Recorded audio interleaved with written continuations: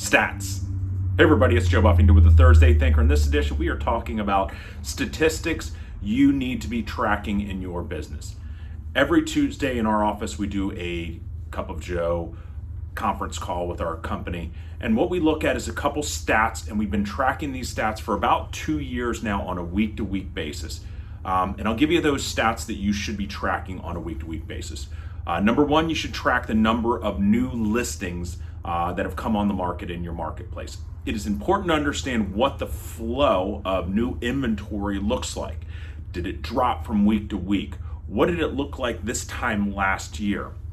Also, the number of new contracts. This is going to tell you the demand in the marketplace, right? The new listings is going to tell you the supply. The new contracts is going to tell you what the demand looks like. And again, if you're tracking it week to week, over time you'll have some historical data. The other group of things we look at is going to be your active, temp off, and coming soon listings. So active listings, right? This tells you, is the supply growing, right? Because on a week to week, you'll see, are the new listings coming on and a lot of them going off the market with the new contracts, or is a lot staying on the market? So your active inventory is always going to be important. Again, you can track it week to week, see if there's any trends that are happening or how did it look this time last year. Other things I look at is temp off. So agents use temp off for various different reasons. Sometimes it means there might be a stall in the marketplace. It could mean that something's happened in the marketplace that we need to keep an eye on. So if I ever see a spike or a drop in the number of temp offs, it leads me to believe that there's something going on. And then lastly, one of the stats that I track is going to be coming soon. So ideally, coming soon should give you an indication of what does the future bring? What is the new inventory looking like? Again, I've got my whole philosophy on who uses coming soon, how it's used effectively. We use it a lot in our office to help our sellers make sure that they are maximizing their market time. But again, a lot of agents I find don't utilize it correctly out there in the marketplace. So that is a huge benefit to those agents who do use it.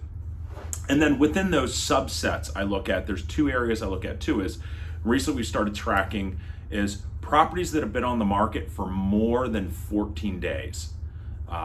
We hear so much in the news and on social media about how quickly properties sell. And I believe the recent stat I saw was 15 days was the average days on market across the US. So I look at 14 days, 2 weeks on the market, and over half of the active inventory for Montgomery County has been on the market for more than 14 days. And I think that would probably surprise a lot of you and also your consumers. Other things we look at is the breakup of the active inventory, how much is detached, how much is townhomes, and how much is your condos. So those are some important stats to track on a weekly basis. And I'll tell you, on a monthly basis, I also track the solds. I look at the number of solds and I look at the dollar volume of the solds. There are two statistics though that people track a lot that I don't necessarily love for various reasons. The first one, and a very misleading stat, can be average sales price. And I did a whole Thursday Thinker on this, Thursday Thinker 102. It was December of 2020. And I looked at average sales price, and sometimes it doesn't indicate a market going up or a market going down. It can just indicate that more higher priced properties sold than lower priced properties. So take a look at that video if you want to get a breakdown on why average sales price isn't always the best indicator of the market growing or shrinking. The other one is going to be average days on market.